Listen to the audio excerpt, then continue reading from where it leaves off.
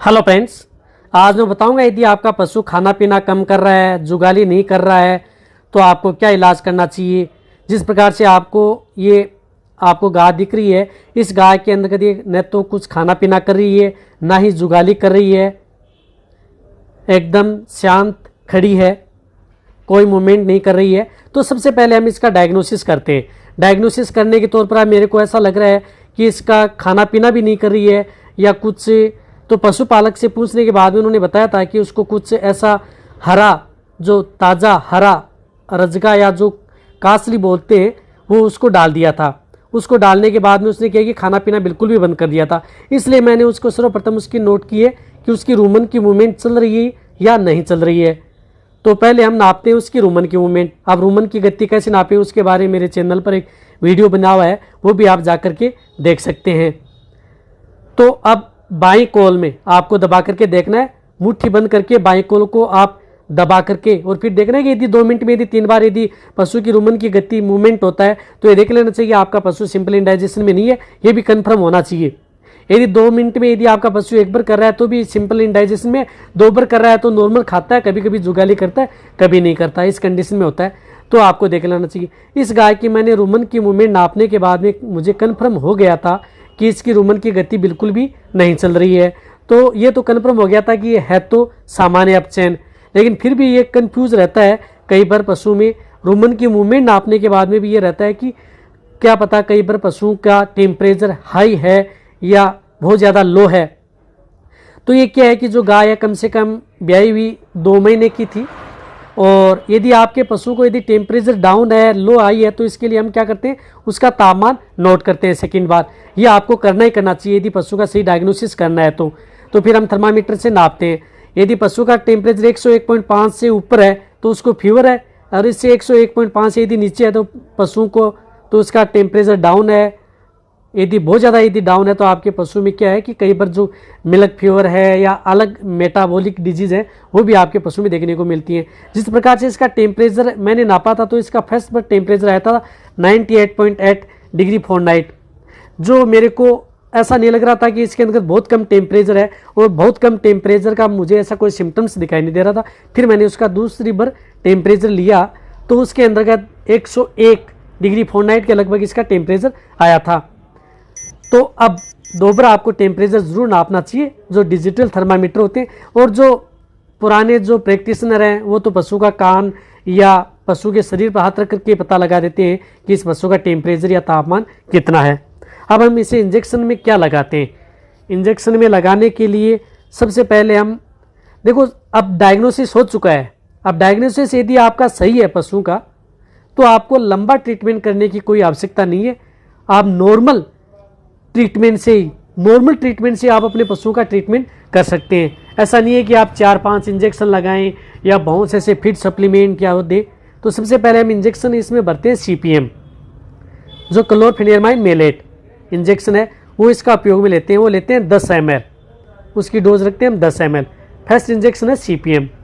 इस गाय का मैं ट्रीटमेंट करूँगा एकदम सिंपल डोज से। ऐसा नहीं कि हाई पाई आपको इंजेक्शन लगा करके आप अपने पशु का जो ट्रीटमेंट करना है, आपको बहुत ज़्यादा बिल बनाना है या बहुत ज़्यादा आपको खर्चा करना है। सिंपल आपको ट्रीटमेंट करना है इसके अंतर्गत ज़्यादा इंजेक्शन न लगाएं। और आपको इंजेक्शन तौर पर दूसरा इंजेक्शन मैं लेता हूं इसके अंतर्गत बेलामाइल। अब बेलामाइल इंजेक्शन लेना बहुत ज़रूरी है। मेन इंजेक्शन इसके अंतर्गत बी कॉम्प्लेक्स, लेवोरेक्ट्रेट या एमिनो एसिड जो साल्ट वाले इंजेक्शन होते हैं, वही इंजेक्शन आप उपयोग में लें, वो भी सिर्फ 10 ml से ज़्यादा उपयोग में न लें। जिस प्रकार से मैं बेलामाइल लेता हूं 10 ml, इससे ज़्यादा आप उपयोग में न लें। इस कंपनी के तौर पर आपको यदि इस बी कॉम्प्लेक्स, लेवोरेक्ट्रेट, एमिनो एसिड इस प्रकार के कोई भी इंजेक्शन मिले, जैसे रूमेरिक है, बेलामाइल है या अदर कंपनी का कोई हिस्सा भी मिले, वो आप ले सकते हैं। और अब थर्ड इंजेक्शन क्या लगाना है कि यदि आपके पशु ऐसा है, कई बार अब इंजेक्शन लूँगा मैं मेलोनेक्स इंजेक्शन में इसलिए लूँगा, आप कई बार कह भी सकते हैं इस तरह इसका तो टेम्परेचर वैसे भी डाउन आया, आप मेलोनेक्स लेना बहुत ज़रूरी है। क्योंकि इससे पशु को क्या है कि कुछ ऐसा हरा चारा दिया हुआ था। कई बार पशु की जो रूमन की मूवमेंट नहीं कर पाती है तो उसे कई बार ऐसा भी है कि उसे पेट के अंदर का दर्द हो, पेन हो, उसकी वजह से भी पशु है वो चरना कम कर देता है। इसके लिए आपको लेना है मेलोनेक्स सिंपल इंजेक्शन, मिलोक्सिकेम। इंजेक्शन लेना आपको 15 ml, ओनली 15 ml से ज़्यादा आपको डोज नहीं लेनी है। ऐसा नहीं है आपको भर भर के बहुत ज़्यादा इंजेक्शन यदि आप डोज लेंगे तो पशु ठीक हो जाएगा, नॉर्मल डोज लें। और ये जो इंजेक्शन है ये आपकी जो प्रैक्टिशनर है उनको सिखाने के लिए है, बट ऐसा नहीं है कि आप जो जितने भी मैं इंजेक्शन वो बता रहा हूँ तो आप सभी के सभी जो पशुपालक हैं वो इंजेक्शन लगा करके आप अपने पशु का ट्रीटमेंट करें। पशु चिकित्सक की देख में आपको ट्रीटमेंट करना है। और ये 3 इंजेक्शन ही मैं इस डिजीज़ में उपयोग में लूँगा। और ये इंजेक्शन तीनों के तीनों लगाने आपको इंट्रामस्कुलर, जिस प्रकार से इस गाय में जैसे आपको अब इंट्रामस्कुलर इंजेक्शन कैसे लगाया जाता है उसके बारे में मेरे चैनल पर वीडियो बनी है, वो भी जा करके देख सकते हैं। जैसे गाय थोड़ी दिक्कत जरूर कर रही है लेकिन इसको मिड नेक के अंतर्गत ये इंजेक्शन लगा दिया। इस प्रकार से आपको ये इंजेक्शन उपयोग में लेने हैं। कौन सा? CPM और मिलोनेक्स। ये दोनों इंजेक्शन आप लगा सकते हैं, गर्दन में भी लगा सकते हैं और आप पुट्ठू में भी लगा सकते हैं। जिस प्रकार से पुट्ठू में इंजेक्शन लगाते हैं इसमें पुट्ठू को पहले क्या अच्छी तरह से साफ करना चाहिए और फिर उसे थोड़ा थपथपाना भी चाहिए ताकि वहाँ की जो स्किन है वो सॉफ्ट हो जाए, और उसके बाद में इंजेक्शन आपको लगाना चाहिए। यदि बहुत ज़्यादा मिट्टी है तो उसको साफ कर लेना चाहिए पानी से। इस प्रकार से इंजेक्शन आप लगा सकते हैं। ये इंजेक्शन लगाने के बाद में जो थर्ड काम हमारा है वो है उसको इंट्रारूमन यानी पेट के अंतर्गत कुछ ऐसी बोलस या लिक्विड आपको देना है या पाउडर आपको उपयोग में लेना है। तो इसके अंतर्गत मैं उपयोग में लेता हूँ बोलस, जो आपको स्क्रीन पर भी दिख रही है।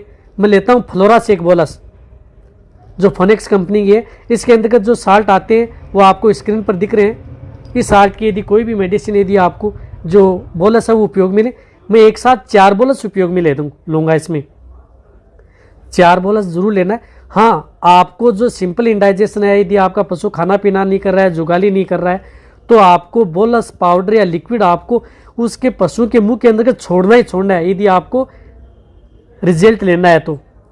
अब आपको इस तरह से पशु के अंतर्गत जो चारू बोलस है वो इस तरह से मुंह के अंतर्गत डायरेक्ट साइड में थोड़ी सी जीभ को क्या कि दबा लेना है और फिर डायरेक्ट सीधा। ध्यान रखना है इसमें भी एक्सपीरियंस सही है, नहीं कई बार क्या है कि पशु चबा भी जाता है, लेकिन इससे क्या है कि आप थोड़ी सी साइड में देखो, आप लगा के आधा हाथ मैंने उसके मुंह के अंदर डाल दिए और इस तरह से पूरी की पूरी जो 4 बोलस है उसको खिला दिए। और उसके अंदर बाद में आपको कोई पानी डालने की कोई आवश्यकता नहीं है। 4 बोलस डालने के बाद में वो अच्छी तरह से चबा लेगी, आपको पता भी लग जाएगा कि ये चारों की चारों बोलस है वो अंदर चली गई है पेट के अंदर। ये बोलस ज़रूर उपयोग में लें। इस तरह से आप सिंपल इंडाइजेशन का ट्रीटमेंट कर सकते हैं। ज़्यादा बड़ा ट्रीटमेंट नहीं है, नॉर्मल ट्रीटमेंट है। ये बोलस आप लगातार जरूर आप अपने पशु को 2 दिन सुबह शाम दे सकते हैं। और उसके बाद में 2 घंटे बाद में आपको ये गाय दिख रही है, सिर्फ 2 घंटे बाद में ये गाय जुगाली करना प्रारंभ कर दिया है इसने। इस तरह से सिंपल इंड। यदि आपको इस तरह की यदि वीडियो अच्छी लग रही है तो नीचे जाके आप कमेंट में लिखें, मेरी वीडियो को लाइक भी करें, दोस्तों के साथ शेयर भी करें और मेरी वीडियो को इसी तरह से आप देखते रहें। यदि आपने अभी भी चैनल को सब्सक्राइब नहीं किया तो नीचे जो लाल वाला बटन दिख रहा है सब्सक्राइब भी कर ले। इसी तरह से